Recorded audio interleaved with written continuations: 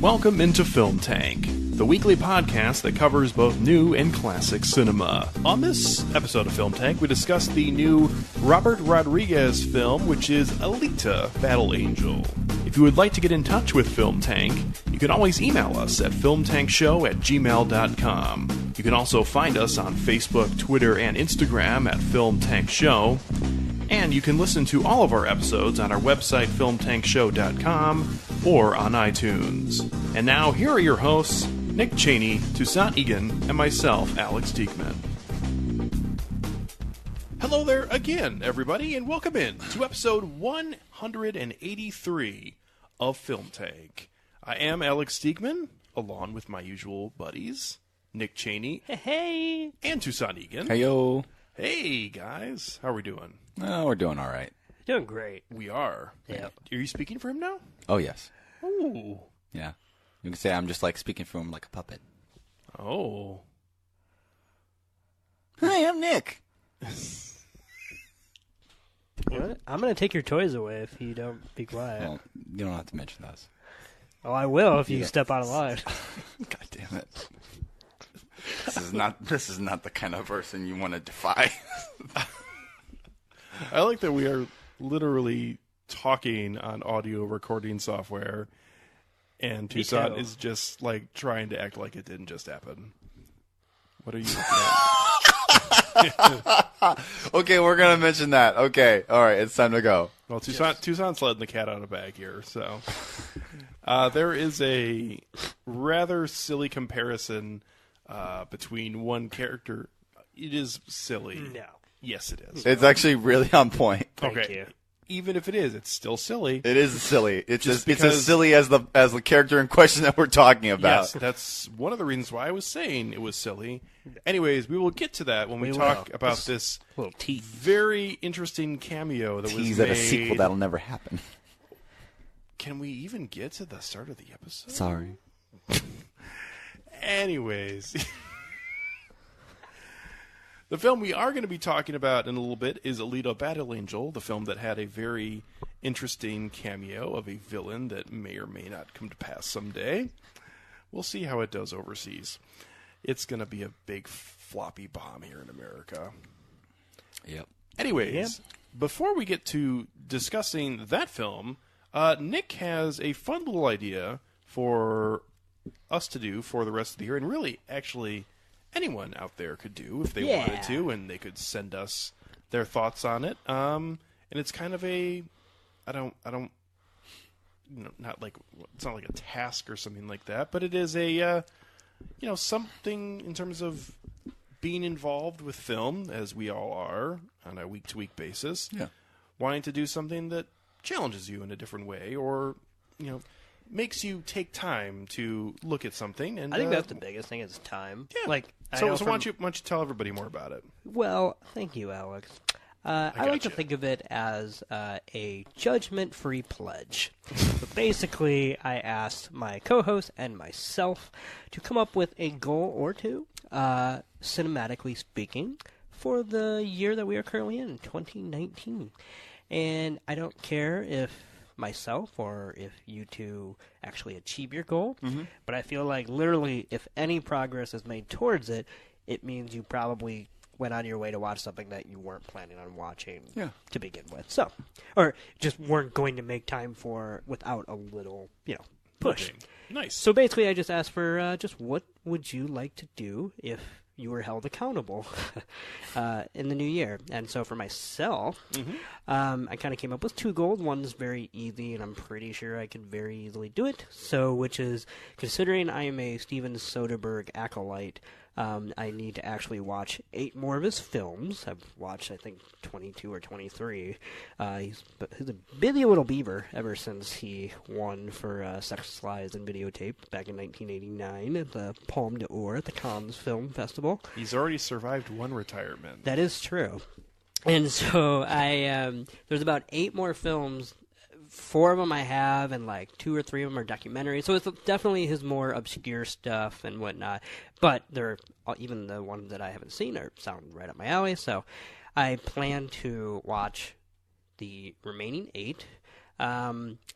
Then my other goal, which is kind of even more fun because I think I need a little more push, even though I very much enjoy it, is to finish my Zatoichi Criterion set. Which, for anyone who doesn't know, Zatoichi the Blind Swordsman was a very popular and fun series that ran in Japanese, kind of like the Japanese Bond films. Tell me about this before. Samurai. He has one of his episodes is with Toshihiro Mifune. Playing Yojimbo. It's Zatoichi versus and Yojimbo. I don't know if they fight each other. I think they fight each other. But maybe when I get to that one, I'll rope you in and we can watch that one together. So, love to. But yeah, I've only watched the first 5 and I really liked all 5. And it's one of those things where it's like, I don't care as far as quality of each and every entry because so far they've all been so consistently good that I'm just excited to just see how a very quick, because for 25 films, they were made about 2 to 3 a year. So it's really like a 10-year period. So I'm very excited, and hopefully I will actually be able to watch the remaining movies, which is about 20 in my set. So Steven Soderbergh, Completion, and Zatoichi, The Blind Swordsman, Completion is my 2 kind of hand-in-hand goals. Nice. Thank you. Who would like to go now? And I will say, really quick, before I even pass it off, that we plan to check back in with all 3 of us at a certain point. Maybe we'll wait until the very end and just see what happened, or maybe we'll do a halfway point and show, like, who's done what type thing. But actually, I would say a halfway point might be best, so that way. I'm down with that. I can remember that we did this. Yeah, just so that way. Yeah, So, we'll put it on the calendar. Yeah. All right, I'm going to pass it off to Toussaint. Thank you. What would you like to pledge? What would I like to pledge this year? I mean, I really enjoy... Nick and I watched last year in Marion Band a couple of years ago. I think it was 2017. Yeah. Because I was writing something that kind of like involved that. And I really enjoyed that. And the first Criterion that I ever owned was Les Samouraïs by Jean-Pierre Melville. And I love that film. And I've always been curious to learn more about French New Wave cinema.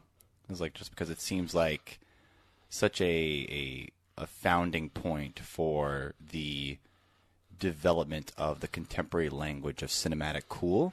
Like I remember like reading the essay that John Woo actually wrote for Les Samouraïs, where he was talking about like before this film, like most of the people who like lived where I lived, like they were just like rockabillys and like torn jeans and other shit like that. And afterwards, everybody had like slicked hair, nice haircuts, and fucking suits. Like they just wanted to look Trench coats. They wanted to look like Jeff Costello. And fuck, who wouldn't want to look like Jeff Costello? Okay. Yeah. Yeah, that guy's fucking cool. Timing-wise, too, for you to bring up the French New Wave, I will say it's kind of funny because we are possibly looking at an Oscar ceremony that's going to cut out categories from the telecast, such as editing.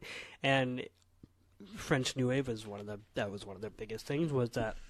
Well, some people would call it avant-garde. I would just call it basically progressive and just actually splitting open and dissecting what you can do with film editing. Right, yeah. Can I say that I think that they're going to change their mind on that? I think it's possible because they've already buckled on so many. Like what happened to the popular film? Oh, they caved on that right really? away. Yeah, that came and went quickly. This has been in like a year of them announcing bad decisions and then going, "Oh no, we were just kidding." Maybe they should have like a focus group for this before they just roll it out. It seems like a no-brainer. The Academy itself is their focus group, and it's just a bunch of like old, out-of-date white men who don't give a shit and call like anime just like Chinese cartoons and other shit like that. So fuck them. The cinematography decision is not going well. That one's really stupid too. A lot of very well-known people, including their Best Picture winner from last year, have come out and said, "Fuck this, I'm not coming back." It's just really stupid. I don't understand why anyone thinks that the people who make the damn film. Well, I was going to say the audience who end up watching a 3-hour telecast is going to be that much bothered by having to watch things that they actually care about. How about the fact that literally, if you did not include all of the pomp and circumstance, I would say, like you're cutting out about maybe 3 minutes. Yeah, I was going to say there's a lot you can actually trim from the telecast, but that's just stupid.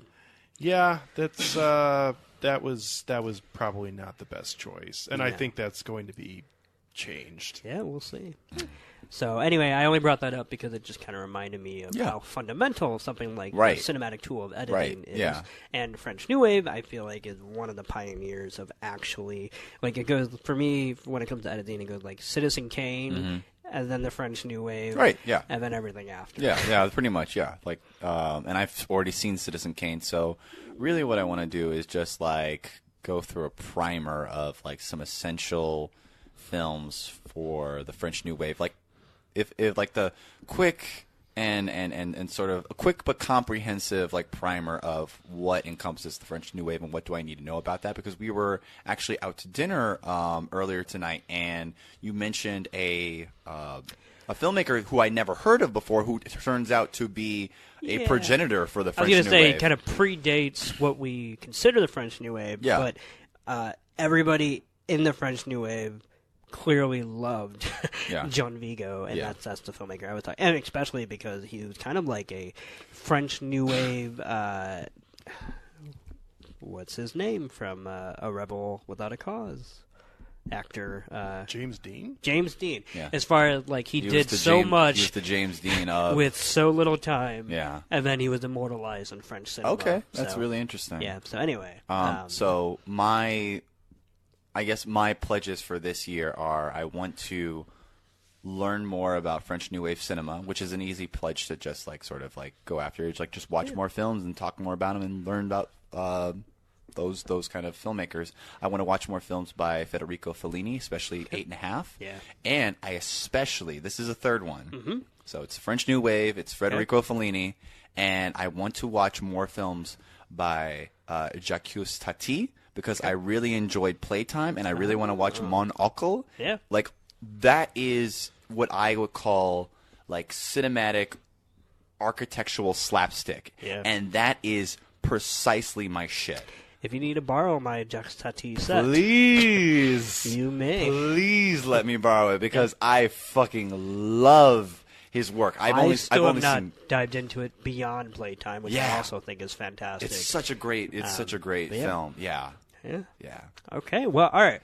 So I pledged Soderbergh. I'm just recapping really quick. Okay. Soderbergh and Zatoichi. And my co-host here, Tucson, has pledged French New Wave Introduction Primer. Right. What was the second one? Just three. Federico Fellini, three just films kind of by, a brief introduction. Yeah. 3 films. And the Jacques films Tati. of Jacques Tati. Yeah. Okay. That's 5 goals between the two of us, Alex. So I only have one. That's okay. Fine, because I only asked all of us, myself included, to come up with one. Right. But I do think that my one... Yeah, there's a lot going on there. Right. Duration-wise. Yeah. So something I've always wanted to dive more into, but have never taken the time, other than catching a film here or there, is to go through the entire filmography. I was going to say I was going to try to think of a more fun word, but the entire filmography of Marlon Brando. Hey. And I think that will be interesting for a couple reasons. So the most obvious reason is he's widely regarded as one of the greatest actors of all time.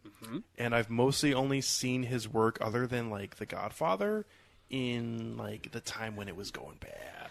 Yeah, the time when he was just kind of past his like. Yeah, it was after Apocalypse Now had happened already, and like the fucks were no longer being given. Yeah, even Apocalypse Now was kind of like stunt casting in and of itself. Not because it would be inconceivable that he would be in that movie, but because of his placement in that film, which is that he's not in it until the end. It's not a spoiler. It's a 40-year-old movie or 30, whatever. Yeah. That he Spoilers. But he is the person that they are going to meet and trying to get to the whole time, and then they get to him and he's fucking crazy. Like that, I don't think he would have played when he was in his younger whatever. So I'm just saying, like, even one of his most recognizable roles like that was toward the end of his career, even though he then still had about 20, 30 years still in the tank. Yeah, well, it was actually it was like 15. Well, I don't know. But there weren't many major films for him. It was a lot of crap, actually, after that. But I'm going to find all that out because I'm going to Hell yeah. go out of my way to watch every single one of his 39 films that he has. And we'll see. Some of them obviously will be more interesting and easier to find and digest than others, like his earlier works, like A Streetcar Named Desire. Yeah, all and, the Elia Kazan films like those are pretty much bundled and everything. Yeah. I mean, On the Waterfront, I'm sure I could find anywhere I was wanting to look. Yep. But then some of his, works in the middle before Godfather, when he was in a little bit of a downturn period, might be a little more difficult. But at the same time, I think it'll be fun. And also, too, he is definitely an extraordinarily polarizing figure, especially in Hollywood. So it'll be interesting to... Especially after his death. Well, I mean... yeah, he would have not done well in this climate. What? Why did you say that?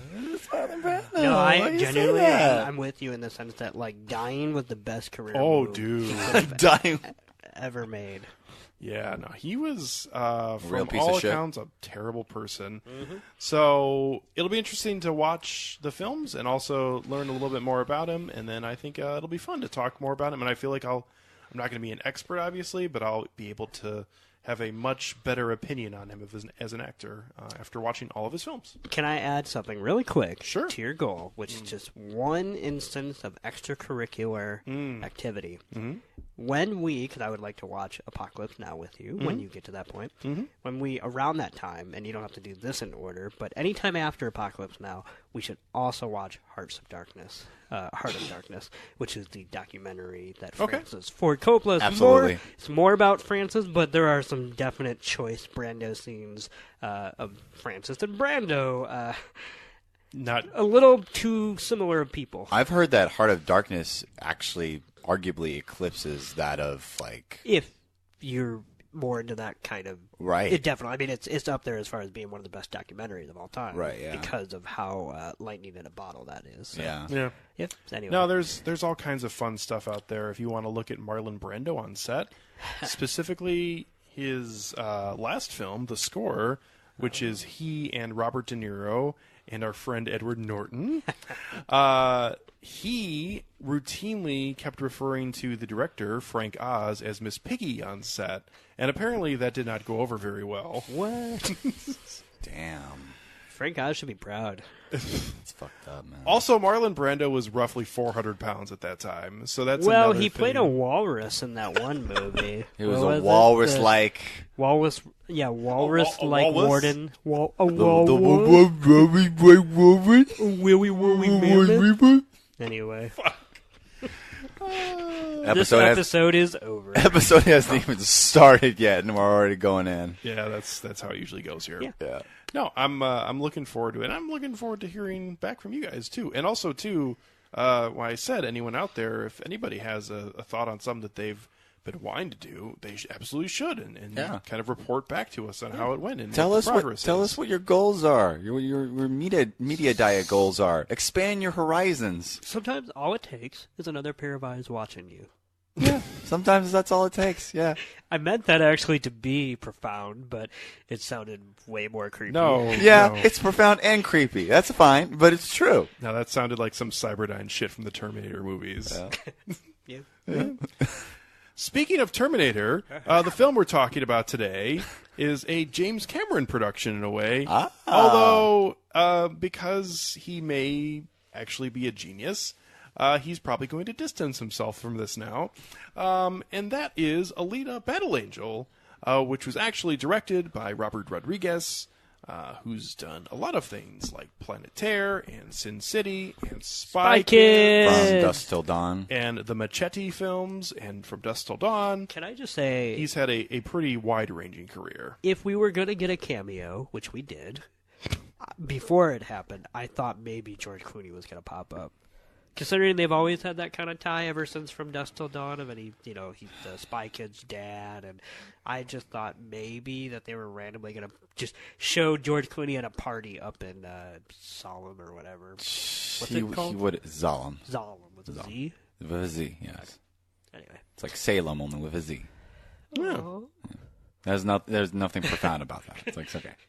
We both just went, oh. Yeah. So, here we are, and we've arrived at this film, Yep. which surrounds a deactivated female cyborg who is revived but cannot remember anything about her past life, and then goes on a quest to find out who she is.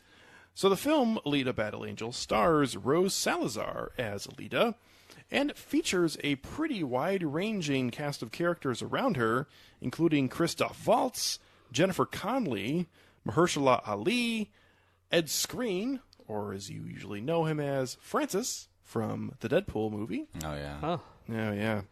That's that guy. Jackie Earl Haley. What? Yeah, he was the big guy who Was was he like... the Russia yeah, whatever? That's I don't know what they were saying. Rosh Hashanah. Okay. I think that's the guy that Vinnie Jones was playing in the last X-Men movie. Dude. Pretty sure that's you what know that who, was. I forgot who I thought it looked like. Oh, I thought it was Dave Bautista for a second. Okay. He would And never then be. then he started speaking a lot more, and I'm like, no, that's not Dave Bautista. I mean, I thought it was somebody else who kind of had that kind of rounded face, but Right. anyway, I'm done. Dave is better. And then there was one more performance here. Really that good is one. Not on the cast list, which is delivered by a very... Spoilers for for I this almost- movie. If you're listening to us, then you know that we're going to talk about spoilers. Okay, but I will say this. This is somebody who, for the most part, has flushed their career down the toilet in the last 5 years. Damn. what? Collateral Beauty was not that bad. We still need to watch that someday. should. Yeah. Do we? We're not making that one. mean, of our Oh, no, resolutions. no. We do. More for fun Yeah. than to do an episode. That is on. our pledge. That is not our pledge. That's not my pledge. I am pledging all of us. I'm not. You're not going to do that. You can't do that for me. This is non-consensual pledging. Oh my god. Alpha.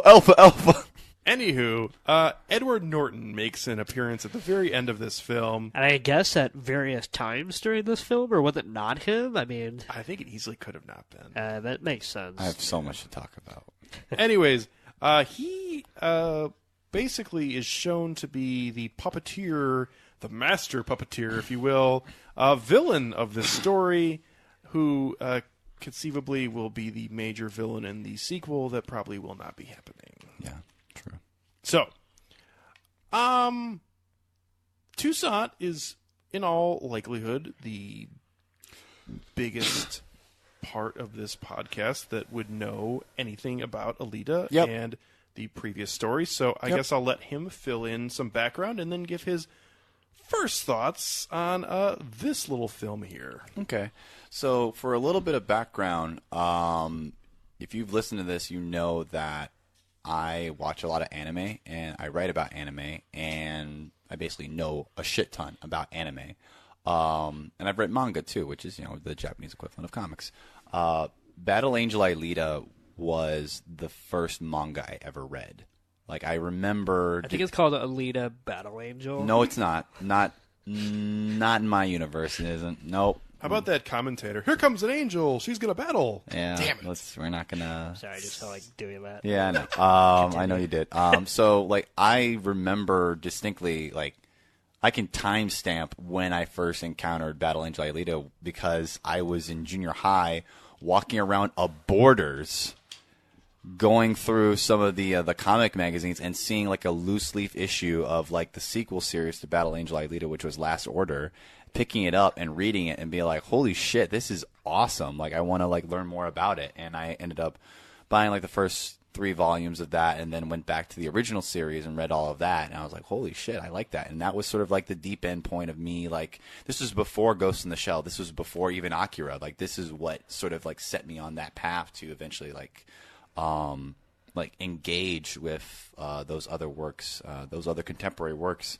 And so as a story and as a character, Alita is something that I kind of grew up alongside with, and that I really enjoy that character because she was everybody of a certain generation of anime watchers. There's the first strong female protagonist, and for a lot of people it's other people, but for me it was Alita. Alita, watching that character arc grow was really compelling and interesting. Do you know off the top of your head, at least just like a rough guess, unless it's still going, but like what's the most recent anything Alita has been published? Like, is it something that's actually, yeah, like, still going, or is it something that ended a long time ago? Well, it's interesting because Last Order ended in 2014, and that's a lot of volumes. But now they're also doing the Battle Angel Alita Mars Chronicles, which basically, like, at the beginning of the sequel series, it shows like her earliest memory where she was still sort of human, and then it jumps forward to like an alternate reading of like the ending of the original, and now this one is like all about when she was younger, how she survived this thing that happened, and how she basically grew up as a refugee and eventually into a soldier on Mars.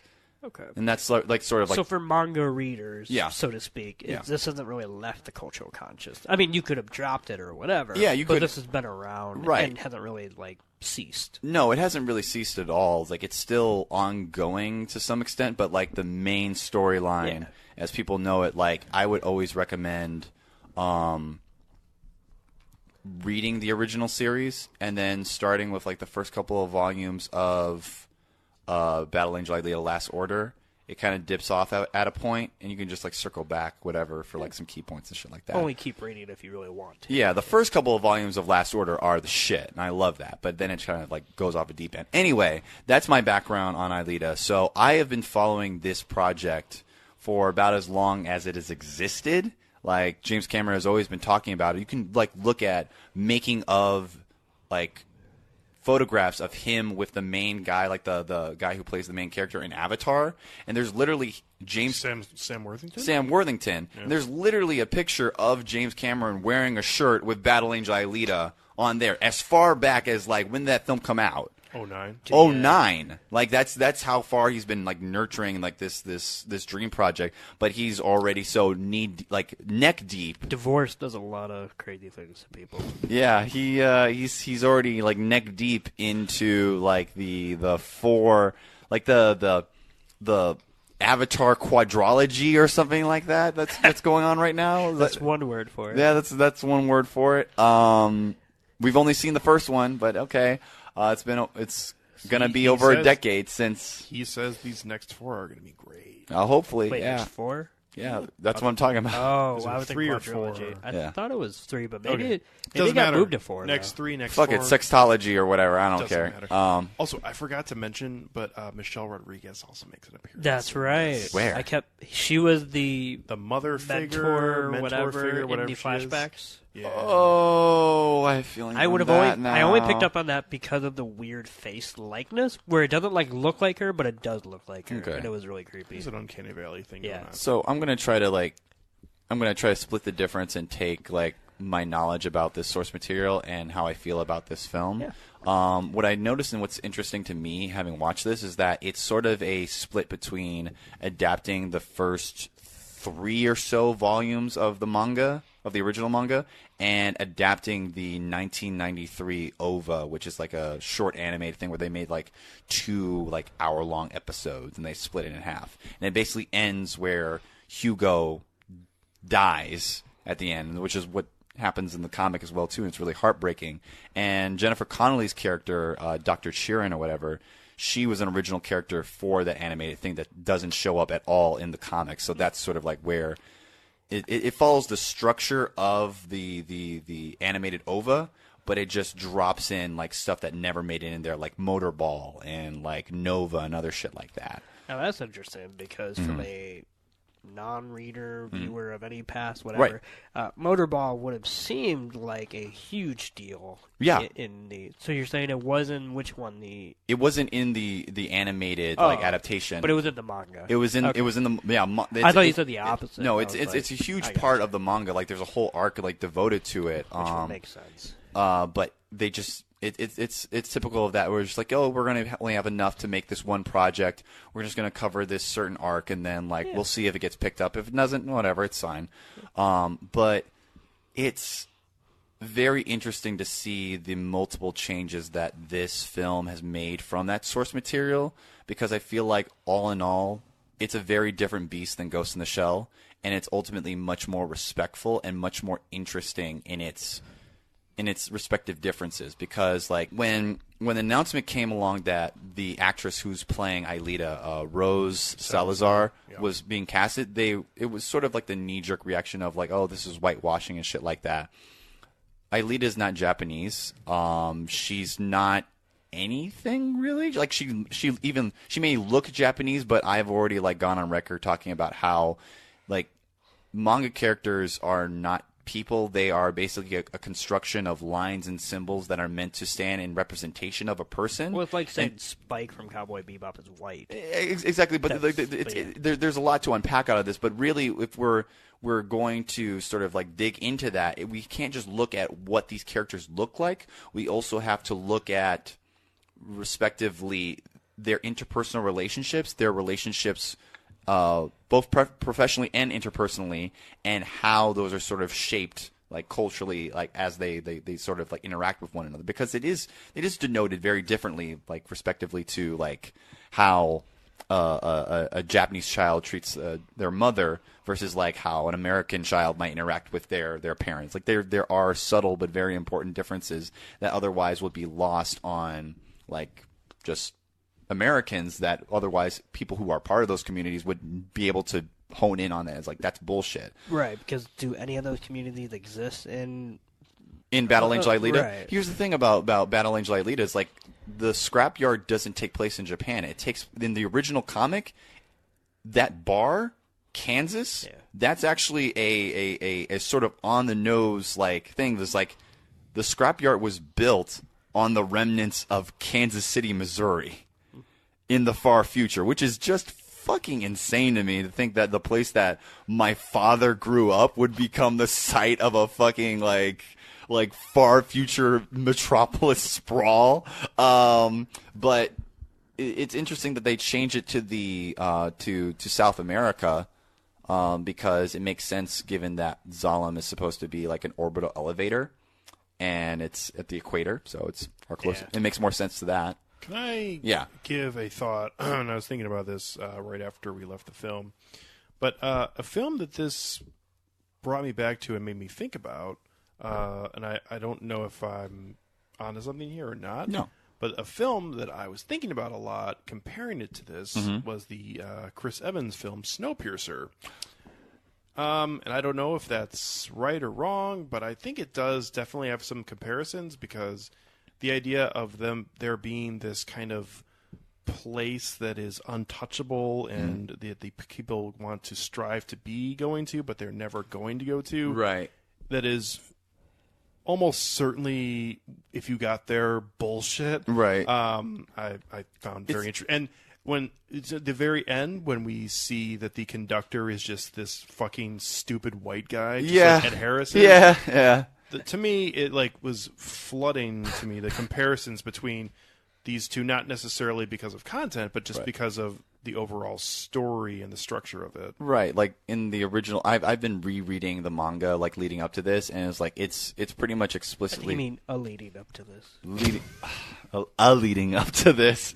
In the original manga, like the relationship between like the scrapyard and Zalem is really lopsided. It almost feels like a not so implicit dig at Western imperialism of like taking resources from other places and then just having this really like off kilter like balance of actually like giving things back to them, and how they're subject to laws that are made by Zalem and they don't really fucking care so long as the factories keep on working. And I was like, yeah, it was very, very interesting. Something that I sort of tangentially clued in on in my adolescent brain when I was a teenager, that I was like, oh, wow, this is actually a lot more, like, explicit now that I'm, like, a grown-ass, like, woke-ass fucking adult. But, yeah, I think that there are interesting differences between this and its source material. I think that overall, I'm of two minds of it. I think that, like, the way that I've described it when we left the theater is like, you know, if you took my feelings with regards to the RoboCop remake and my feelings towards Speed Racer, and you took the average of those, like, that's sort of where I'm sitting at right now. Is like that I think the action is really awesome. I think that a lot of the casting decisions are just on point. Some of the minor casting decisions I have like some problems with, including that cameo. Yeah, I have a lot of problems with that fucking cameo. But overall, I think that it's a pretty serviceable adaptation, and I wouldn't mind. Like, my whole rule about films like this is that if I walk out of the theater and all I want to do is like buy the art book but never watch the film again, then that was a bad movie with good art direction. That's kind of how I felt about Aquaman. But with this, I feel like I wouldn't mind. I wouldn't mind like watching the film again, and I do want to buy the art book. I don't think that it's a particularly great film. I think it's a good film. I think it's serviceable, and there's not a high bar when it comes to American adaptations of anime. I think really all you got to do is just not trip over yourself, and it managed to step over the bar and trip over itself just a little bit, as opposed to just like flat out just like face plant like so many others that have come out the gate recently. So that's kind of where I sit at with that, with my initial impressions. Remind me to talk about Nova a little bit later on. Yeah. So overall, I was, I would say, pushing us to go see this, mostly because this is not my kind of movie, but at the same time, I felt like that the action for this film could actually be fantastic, and I feel like I ended up somewhere in the middle with that, and I'll get more into that here in a minute, but overall, I thought this film was very average. Yeah. Very middle of the road. Some parts were good, some parts were not as great. The chemistry between the characters seemed to not really exist. Hugo and Alita. Yeah, that felt very... That was mostly on Hugo, in my opinion. Yeah. I mean, the guy who played Hugo. It Hugo. felt very contrived, and I wasn't a fan of that. I feel like it could have been done better. I actually felt like almost all the relationships in the film felt like that to me. Even the Doctor and Alita? Yeah, I actually think Christoph Waltz just cashed a check here. Did you see his interview that he did when he was talking about like somebody tried to interview him for the Alita like press thing, and he was like, "Well, I can't tell you about my character," and it's like, "Well, what do you mean you can't tell us about your character? That's the reason why we're here." No, my job is to act. Your job is to like watch the film and digest it. And I'm just like, it was the most combative, passive aggressive bullshit. I'm just like, this man just like checked out the last day of shooting, and he literally wiped his mind of all things related to this film. Like, he gave no fucks. No, neither did Mahershala Ali either. No. That's I agree. Like, I think him and Jennifer Connelly were on that level of just like they showed up.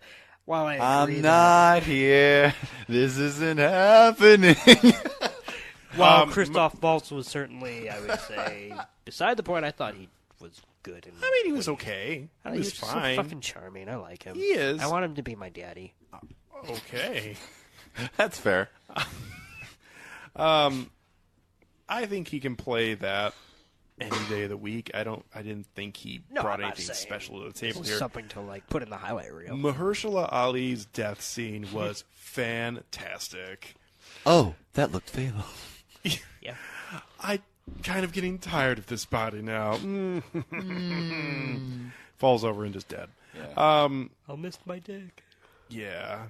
Boy, you talk about a guy who's like post Oscars, like looking for the highest bidder. Like, I don't know what he got paid for this movie, but it was too much. Yeah. So, and what's weird is that like, again, like sort of like circling back to the source material, is like, as far as like casting people who look like that character, that was spot on. Yeah. Like, but he just didn't give a fuck. So, yeah.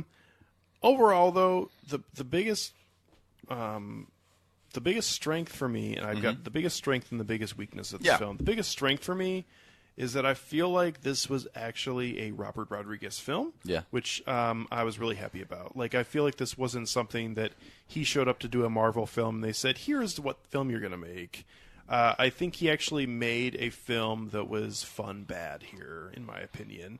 Even though there were parts of it that are genuinely good, I think the parts that are silly and stupid are kind of on purpose. And I quite enjoyed that. A lot of little details here, like when Francis has his face cut off. My face! That was fucking awesome. And I thought he had a lot of fun with it, and it showed through in the film, and it made me have fun in those spots. I mean, I already mentioned the Mahershala Ali death scene, and the face cutting off scene, but a lot of other little details like that throughout this film were pretty wonderful. The glue between the different scenes of this film and the transitions between different scenes, I thought were terrible. Yeah. Like there was no connectivity between anything in this film.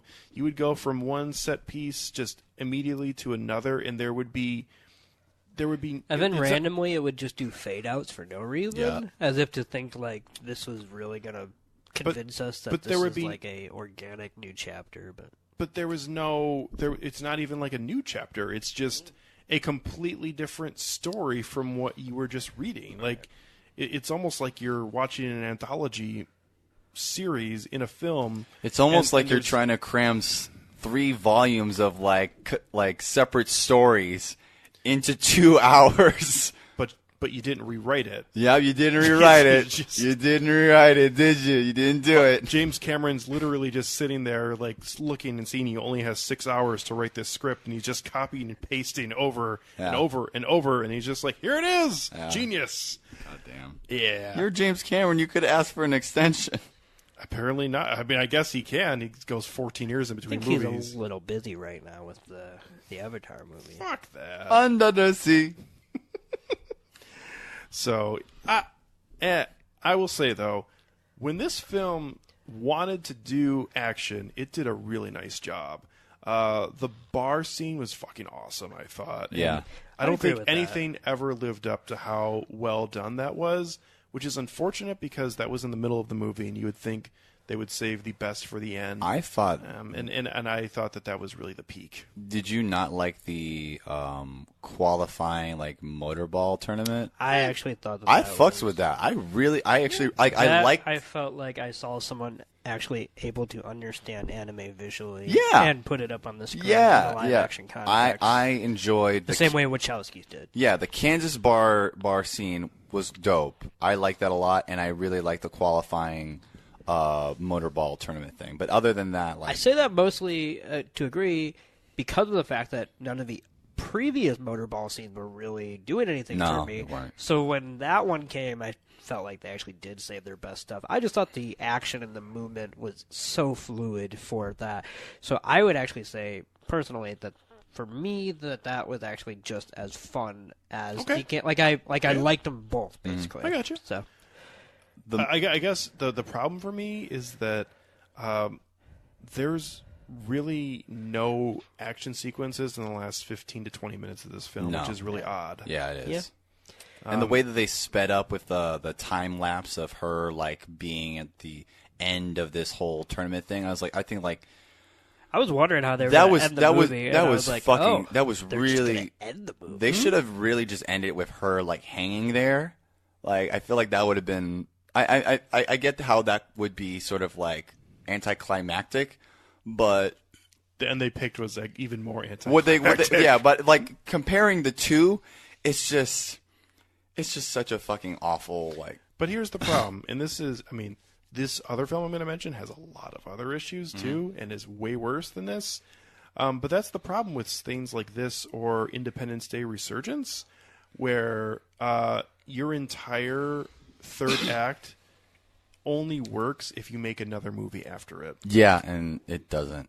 And if you don't, it just is nothing. Yeah. So yeah, it feels like something that this whole film feels like. Wow, we're only gonna get one of these, so let's just cram as much shit as we can towards the end. But I don't think they thought that. There's no way they could have. And that's just the impression that I get. That's just the impression that I get from watching the film and knowing the the source material is Wait a like minute, they're abbreviating a lot of shit and putting all this stuff in there. It's like, and you're saying about the connective tissue of this, Right? Yeah, Hey guys, it's okay. No, Yeah. This no, is but just wait. Alita Battle Angel. Fuck, Jesus.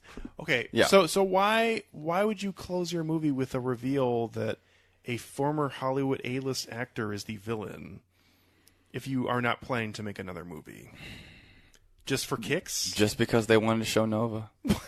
Just because they wanted to show Nova. No. And I think Come on. I think that it's half of like, okay, we want to leave this open if we actually do have the chance to make a sequel, and if not, at least that's why I think this whole fucking contrivance about Nova, because he was never nearly as central as an antagonist in the original source material as he was in this, and they literally moved fucking mountains to make him like the big bad for this. And I think that the only I didn't think they did that much effort because they just had people pretend to talk as him. Yeah, and exactly. have blue eyes. exactly. That was the movie Mountain. That was like moving little sandcastles and doing a very bad job. Did a bad job moving fucking sandcastles, but it's just like they put so much effort just to make this one cameo, and it's fucking confounding to me because I would agree there. I think the effort is in concealing the identity, not so much as to building the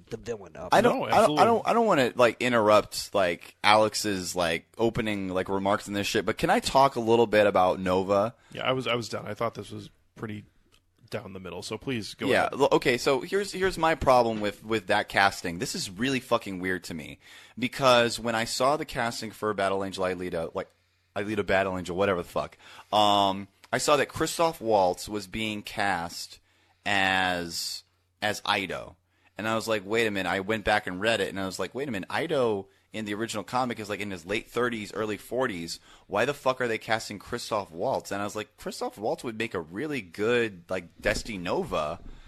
And I was like, maybe I just have to watch this and see. And then I learned that fucking Edward Norton is playing Destiny Nova, and I'm just like, When did you learn that, by the way? I learned it like right before. Okay. Like I didn't. I wanted to like I saw an article that said that cameo and right. but I that didn't was actually it. read the article, Yeah. so I was with you, Alex, in the Right. sense that I didn't know, but A, what character, or B, Right. what actor. I knew that there was going to be a cameo of some sort, but I Okay. did not know it was going to be that. Right, and it's such a weird casting decision to have to basically just age reverse these two characters respective to one another, and then to like paint Nova as like this overarching immortal like big bad when that's not what he is in the original and what makes him interesting. Like the Nova in the original manga is like genuinely one of the scariest villains I've ever come across in popular fiction. Like, if I was trapped in a bunker between Hitler and Mussolini and Destiny Nova, Which one would you fuck? and I had a gun that only had 2 bullets, Oh I my. would double tap Destiny Nova. Wow. 1, because that guy is a fucking motherfucker, and 2, he is allergic to staying dead.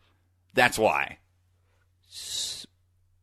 What? He's allergic to He's staying what dead? I mean is that So you would waste your bullets He and doesn't fucking then let the Holocaust He doesn't happen? fucking die. We're trapped in a bunker. He's not like nobody's leaving out of there alive. Not while I'm there. Well, it sounds like it only because you have 2 wasted your bullets. bullets. Nah.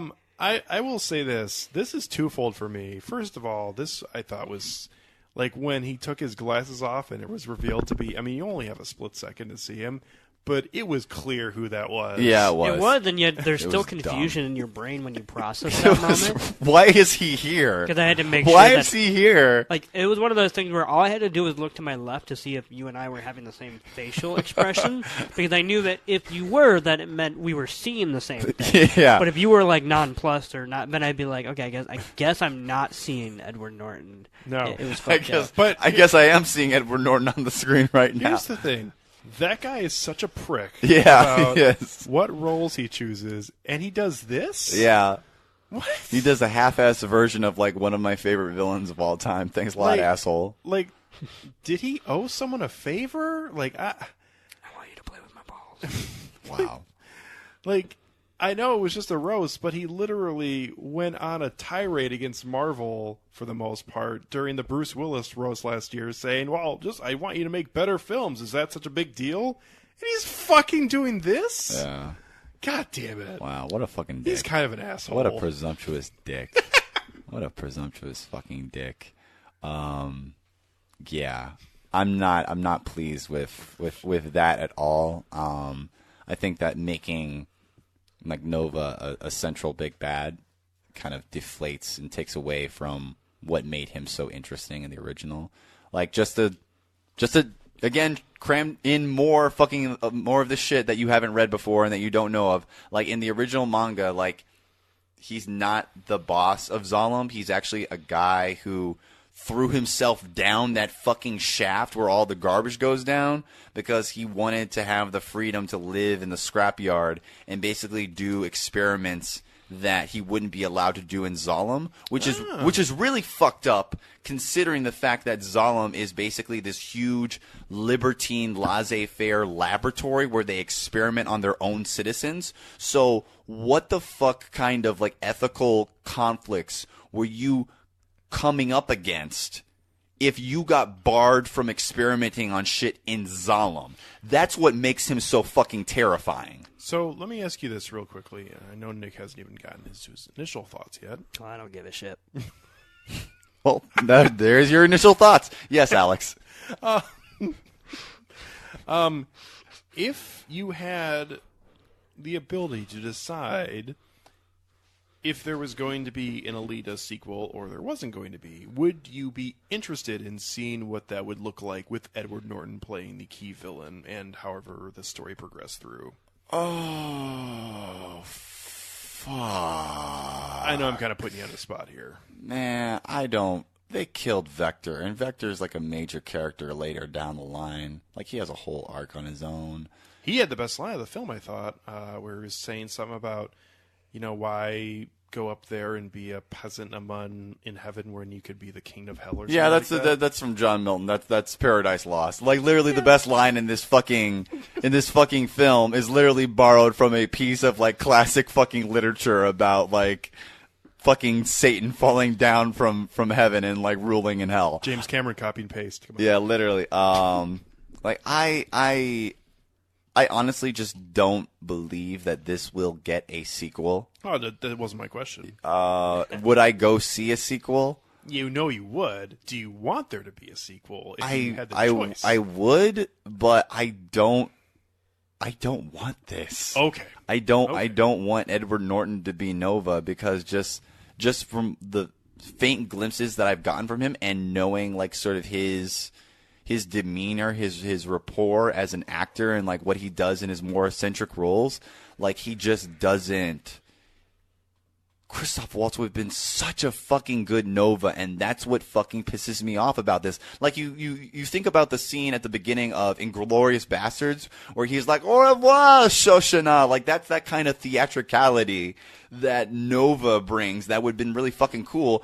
Pulling out the excessively large. To be pipe. fair, I feel like. And I have no. Yeah, pretty much. He's a fucking like Looney Tunes like character mixed with a fucking sociopath. Oh, okay. I will say because I have, as someone who has no connection whatsoever with any original property here, that was why I enjoyed Christoph Waltz, whether he phoned it in or he didn't. Mm-hmm. The fact that his character stayed pure and good was actually fun to watch because I've always thought him to be a charming person. That's who Ido is. Right. Yeah. So, as much as like he may be a good Nova, I feel like he's been quote-unquote Nova in so many memorable roles that not that Edward Norton should no be. there's so many other actors you can I guess find I was to do just that better. happy by that kind of inspired bit of casting where like actually who myself and Alex thought Nova possibly was from very brief glimpses, like that could have been another kind of vein in that vein of casting where we both thought it was Will Forte. Kind of looked like with it the goggles on. Yeah. When the long white hair, where it's someone who can do theatricality, but almost in a sinisterly absurd way. Yeah, that's pretty much that's Nova. Like, what if MacGruber had a brain? Yeah, that's Nova to a T. You had a very nice comparison that we were talking about at the very top of the episode. Do you want to fill the Oh, audience in on absolutely. that? Yes, please. When you get to that final reveal, if you haven't seen Will Ferrell in Eastbound and Down as the character of Ashley something, if you've seen any episode with that character and you don't immediately think that that's exactly what Edward Norton looks like, particularly the scene in which Will Ferrell's character in that show talks to Kenny Powers about how his son walked in on him and his wife making love, and he said, "I said no, let the boy stay." Okay, I can't get that out of my mind. Circling back to this, like talking about Ido, like what's interesting about like how Ido's backstory works in this film, where they made it that he and Sheeran were married and they had a kid named Alita, and It sounded like that's not. that's not Because when that's you not. said that, I was surprised because I thought that was the whole. When I said that Sheeran's not a major character, Right. yeah, I'm that's like, the so how can the entire emotional crux of this character in the movie yeah. be that if. So it's kind of like, what connection does the Doctor even have to Alita? Or does he lose a daughter just now? No. It's not like that. In the anime adaptation, Sheeran is an original character who's basically like an ex of Ido, who also got exiled from Zalem, and she's trying to get back up there on her own. She's like, "Do you want to work with me?" I was like, "No, I don't want to work with you. I'm trying to just live my life down here." And the thing about like Alita getting her name, she was named after a cat that Ido had that ran away and died. And so, like, it's I don't know. It's interesting that way. But without the daughter, without the whole daughter aspect of thing, like the reason why Ido becomes a hunter warrior or whatever and starts hunting for bounties and shit like that, one part is to keep his clinic still open. Yeah, I mean, he mentioned that in there. So and the other part is that a part of him is sort of addicted to the killing. yeah. Kind of just trying to like vent this this catharsis they're out all of him. They're all in a very like dark place, yeah. right? And so this is sort of like his outlet, where he's such a good guy most of the other time. This is his way of like taking it out on people who are fucking awful. Did they ever mention in the manga, or at least did they ever hint at the idea of like some kind of uprising? Like I know that Zalem is like up in the sky. There is, but it just seems like if Yeah. they have that kind of weaponry, there's down a there. there's a huge uprising that happens. Okay. And it's interesting because it's separated by many degrees from machinations that Nova was a part of. Nova is like all of the major antagonists that Alita faces like earlier on, whether they eventually are just like monsters or they're people who eventually like become friends or mentors of Alita. Mm-hmm. They've crossed paths with Nova at some point, and their lives have changed significantly because of the ways that Nova has sort of like brushed against them. Not even like thinking that they were like, not even like trying to be a puppeteer, but just like, oh, I made this thing. It's like, you can use it if you want. Like he's kind of like the devil on your shoulder being like, oh, maybe this one might be a good thing. Just whispering in your ear. Okay. That's why I would double tap that motherfucker. But yeah. Nick, please. you haven't even gotten a chance to yes, go, Nick. thoughts, so I mean, please. Yeah? I guess I'll say this is not for me, and fine. yet I was pleasantly surprised. Yeah. Which is not to say that I really liked it, but I was surprised by how much I was liking it from scene to scene, just as far as the visual virtuosity on display. Yeah. And I thought Robert Rodriguez has actually keyed in onto one of the competent ways to draw up anime style stories onto the big screen in the live action context. Like I actually think that was its best asset. Like it kind of made me see what could be possible in a world that would give him money and not the Rupert Sanders of the world. The Ghost in the Shell thing. Yeah, the acrobaticism of Alita is so uncanny to that of the actual manga that I was really pleased with that, because it just shows like how proficient she is as a combatant, because like I'm not used to seeing that kind of combat in a film, and I'm just like, that's part of the reason why I like Alita so much is because she can really kick some fucking ass. Like, she's really good at fighting. And it comes through. Yeah. So, yeah. No, and I like that too. And I guess what I also liked is that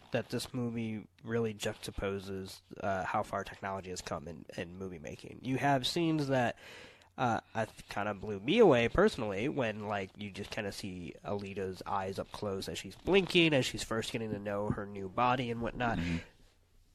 Juxtaposed with scenes like the action scenes, which I thought looked more cartoonish and not in a bad way. Right. Where instead of trying to go for ultra realism, they, I think, held back on detail and made it more stylized. More effort into the actual fluidity of the characters than in the Vista you're watching. And I thought that was perfect. I thought that's kind of what the medium does already, which is like, you know, the up close panels gives you what the characters look like, but when they are just when they are these kind of cogs in the action machine, they become these kind of figures of movement that I thought that Rodriguez nailed throughout the movie.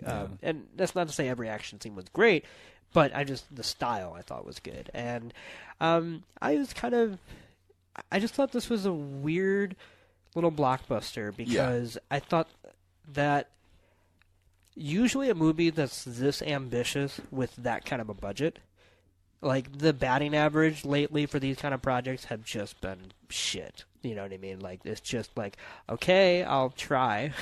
What would you compare? I mean, the obvious comparison is something like Ghost of Michelle, but there's so much better than I was going to say, and that's not saying a lot. No. But even if we go, like, I won't name the two movies that I quite enjoy, like Jupiter Ascending and Valerian and the City of a Thousand Planets. Those films have I haven't seen Valerian. Those are made by auteurs. Okay, let me just put that out there. Just like Rodriguez. Like, you may not like it, but they're made by singular minds. Would you compare this? I know content-wise you wouldn't. But would you compare the kind of structure in this film to something like Watchmen? What do you mean by that? Just by the way that this moves through and moves between its story and also this connection between this, trying to create this connection between this animated world. So I did think it was really weird during the flashback scenes of Alita on the Moon that they played Bob Dylan. Come gather around, people, wherever you roam. You're making fun of my. I know. I'm not. I thought it would be really fucking funny if that was true. If they actually like showed her entire past, just soundtrack to fucking Bob Dylan. First of all, it's not fucking Bob Dylan. It's Bob Dylan, one of the greatest recording artists of all time. One of the best fucking recording artists of all time. You could say it. That was a bad comparison. No, No, that would be hard for me to answer, good or bad, because at least recently, when I watched Watchmen for the first time, actually, I brought the entire graphic novel to that, whereas here I don't have that. Right. So I don't know as far as translation-wise. I wasn't reminded of that particularly, no. But when I watch Watchmen, I can't watch it as a film. Like, it is kind of hard for me and anyone else, I'm sure, who's read it. Now I'm so glad that you understand where I'm coming from. I didn't hate it, to be honest. I know, but it's just like it's a competent adaptation, but it can never truly encapsulate what the appeal of that original work is. Now that you've actually read it, you understand. And I would actually say that its competence is one of its biggest flaws. Yes, because it just proves what Alan Moore said, is that if you adapt a film like a fucking... You started this. If you adapt the fucking comic and you literally just take every single fucking panel and those are your storyboards, you can capture that image, but it doesn't actually capture the experience of actually like engaging with that as an actual text, as an actual tactile text. Except for the first 10 minutes. Yes, that was like the opening. I'd agree. Yes. Because there he is actually conveying, I would say, the sentiments and the passage of time and everything. But after that. But once he gets into the actual meat of the plot. Exactly. I'm with you. Yeah. Anyway, we were Sidebar. We're gonna do an episode on that eventually. We have to do an episode on that. Maybe eventually. now that I've got it out of my system, as far as I read it and I watched it, maybe we can wait until the HBO series. Ooh, yeah. And then maybe we'll do like a little double whammy, do the pilot and the movie. Ooh, Okay. let's do Just it. kind of a little fun Ooh. little. Is that not going to It's be this year. It is this Yeah. year? Okay. They haven't announced a date, but they say it's 2019. So. Okay. All right. So yeah, overall, I was like, it's like I'm not gonna give it really a positive rating, but I was surprised that for a movie that did feel too long, I was pretty much engaged with it, and I thought that that's because this. As much as I joked before I saw it that it was going to be a James Cameron film poltergeist situation, I definitely think this is actually a Robert Rodriguez film. And part of that is because I think that this actually reminded me of when I was a kid and saw Spy Kids, which was this film that had such a singular visual mind and yet didn't really talk down to children, because I could actually see my teen self watching this and like eating it up just for being something that's both not too mature that I wouldn't have really gotten anything out of it, but yet also not too childish as to like try to trick me into I don't know, thinking that it was more serious than it was. There was some actual themes here at stake, and there was some character beats that I was pleasantly surprised by. The original manga like gets way more like explicitly philosophical and like deals with like really interesting hard like speculative science, but actually flirting with actual hard scientific concepts that were like, oh, I'm actually kind of like learning some shit right now. I can see that. Yeah. One thing I liked about this was that because it was based on a property, I always feel like when you do that, there is like the film you're watching is essentially a pool, and when it's based on a pre-established property from a different medium, it is up to the director to make the shallow end longer than a normal film, because you shouldn't have to swim on your own until you are given everything you need. Exactly. And I actually think this film did convey its world, its characters, and its conflicting motivation. Maybe clumsily, maybe not effectively, whatever, but I was never confused when I was watching this, and that's like a huge leap forward in adapting something like Japanese manga. Yeah, it conveyed these themes very like cogently, where I already brought my knowledge base to it, but I was really surprised with how much ground they were able to cover, and they were able to talk about all this lot of stuff. And it's just like it was really effective, broad strokes. Another thing that I kind of want to mention with regards to the scrapyard, mentioning the whole like change from Kansas City, Missouri to like South America, was how much they seized on that opportunity to change the location, and they took sort of the broad stroke aesthetics of the original scrapyard in the manga and in the anime, and they sort of mixed it with more interesting, like, not even flavor notes, but just like actually integrating like aspects of Mesoamerican and like Aztec like imagery and stuff like that from that sort of area, and it looks different and distinct and interesting, and I really like that take on it. Like the back design of Zapan, where it has like that Aztec like death like calendar on the back of it, and I'm just like, that was a really inspired design that sort of like clues into like what the sort of like gaudy personality of Zapan is, but like sort of transposing it into this new version of the scrapyard. And it's just like, it's really that's that kind of shit that makes me want to buy the art book. Like, I like that. So, yeah. But other than that, I didn't really think anything of the score. It just sort of like, it was there, I guess. I can't really remember it. I mean, I give any score paired with this kind of genre at least some credit for not sounding like a Hans Zimmer. Yeah. Like, when I was listening to it, it had personality. I can't necessarily remind you what scene or whatever. As long as it doesn't get in the way of the film, like, that's really what... That's actually the current trend for me right now. Is like, if I'm remembering a score, it's usually a bad thing. I think the only thing I'll say about this score is the only thing I remember about it is that it's pretty uneven. Yeah. Like, it has different tones. Oh, yeah. There's some weird, like, angelic, haha, because she's an angel. Well, Like Super Smash Brothers, like arriving to the stage. Brawl! but that being said, I feel like there's different composers and different scenes, and that's how Yeah, I guess different the score was depending on which scene we were in, which was kind of weird. Yeah, I thought the CGI here, and I think that that's where I'm a little bit out of my league, is that I feel like it was supposed to look the way it was going to look. It's not supposed to look like you were saying, Nick. It's not supposed to look ultra real. It's supposed to look, But I'm saying they made that decision. which is fine. Right. Yeah. Because as long as you're committed to it, There have been some shitty movies as of late that have tried to spend their budget in. For me, it's kind of movies like Jurassic World: Fallen Kingdom, which, and I'm not saying that there aren't some good scenes and something like that, but just movies where that's what they're going for. And if you're trying to do that across an entire 2-hour whatever, we're not there yet. No, we're not. But yeah, I appreciated the choice to scale down in an effort to capitalize on storyboarded action. I would agree.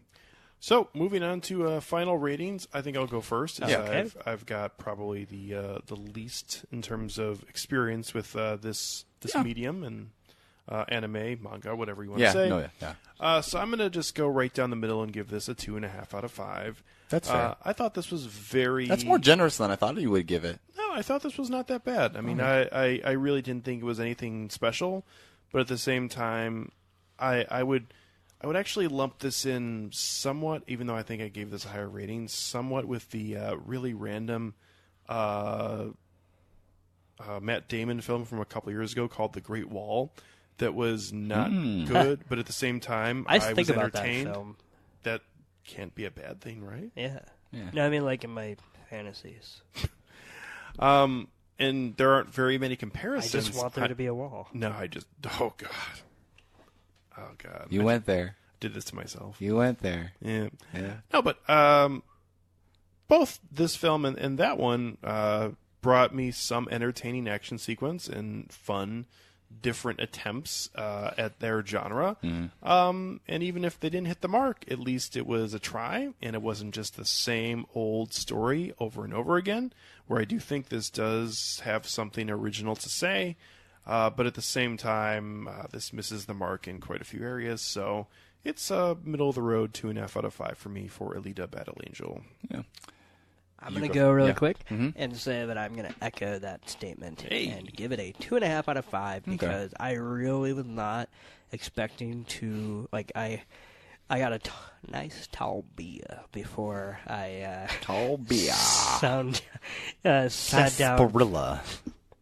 sat down for this movie, and I was close to dozing off in the middle. Close. That's fair. Didn't do it. That's fair. Basically, like, right after the bar fight, I was like, okay, I can go to sleep now. Right when she's about to fucking bite the guy in the fucking, like... Yep. Yeah. And, but I didn't, and then by the end of it, I was back up, and so I was surprised by how engaging I thought this was, despite the fact that it is not for me, Right. by me, or from me. Those are the immortal words of Vin Diesel when talking about our beloved Paul Walker, R.I.P. Those last two are the same Is anyone thing. else noticing this? So, How beautiful she is, huh? Huh? don't talk about Alita that way. You can have any beer as long as it's Corona. Come on over here. Yeah. Look at my puffy coat. Family. Some people say I look like Pitbull. Yeah. Because the Buster came back! I am Groot. Would you like to be Groot? He has never asked anybody that. I hope. I mean, you saw him, so... I did? You saw him in that video where it's just like, I wouldn't put it past him to like try to incorporate that into his fucking What shtick. does he yell in the Fate of the Furious at Charlize Theron across the glass? I've got no choice.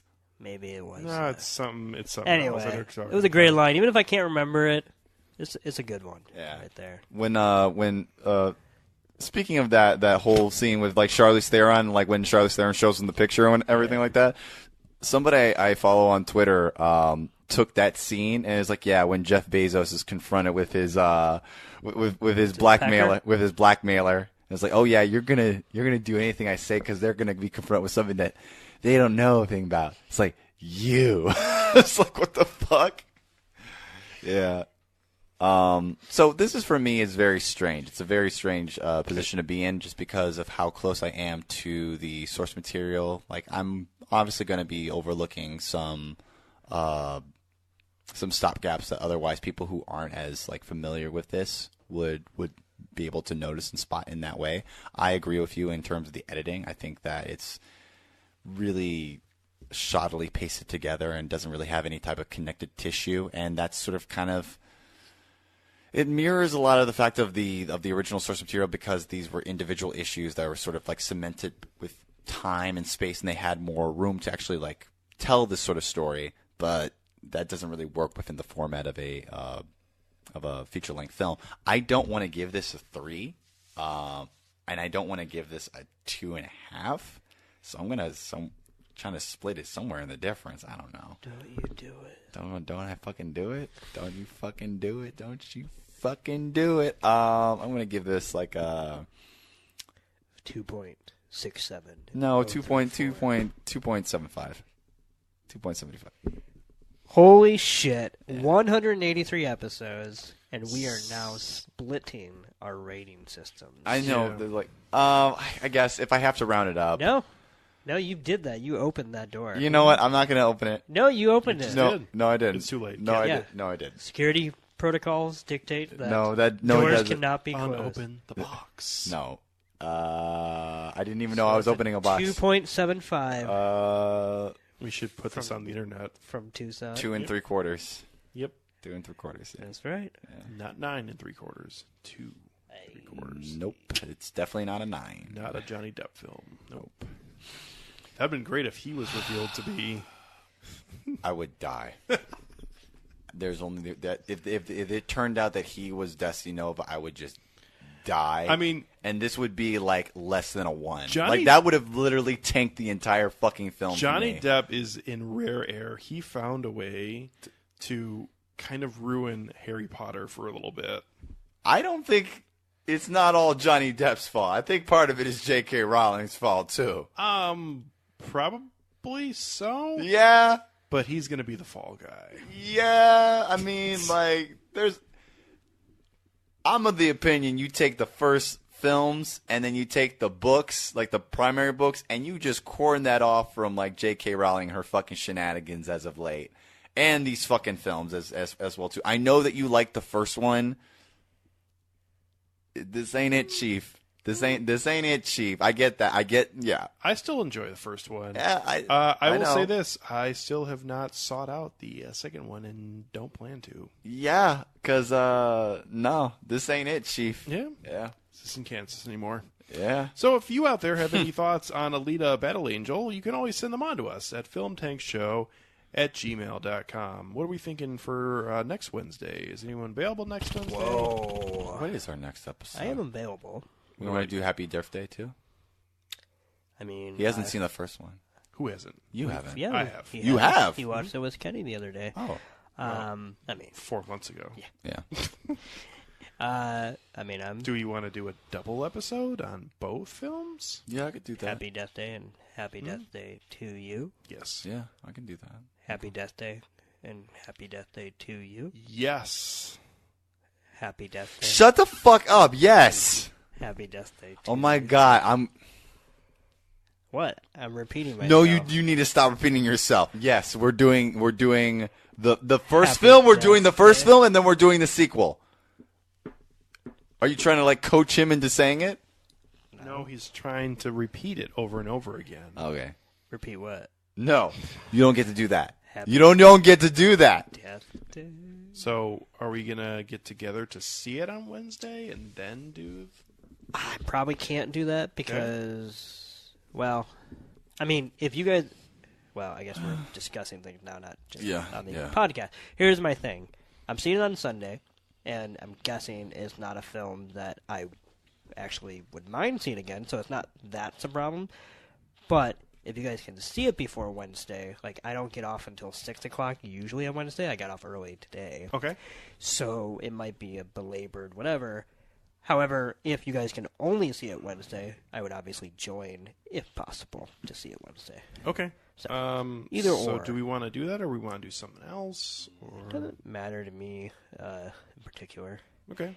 I think it'd be a pretty short episode if we did it. All right, let's just plan for it then. Okay. Okay. So coming up on our next episode, we're going to do a double episode on a first film in a franchise that came out 2 years ago, and then a new film that is coming out this coming week, and that is Happy Death Day and Happy Death Day to You. A very interesting little horror series from, is this Blumhouse or is this Blumhouse Tilt? Yeah. Okay. Well, but yeah, I mean, it's whatever it is. Is it Bloom or Blum? It's, what is it? Blumhouse. It's Blum. So it's Jason Blum, and it's Blumhouse. Jason Blum. Because you have said Bloom many times. I know. So it's Blum. Probably. Is it a plum or a plume? Oh, fuck. It's a fucking proper noun, okay? The rules go out the window. Blumhouse. Okay. So anyways, we are going to talk about those two films coming up on our next episode. From Nick Cheney, Tucson Egan, myself, Alex Diekman, thank you very much, as always, for catching up with us here at Film Tank, and we'll be catching up with you next time.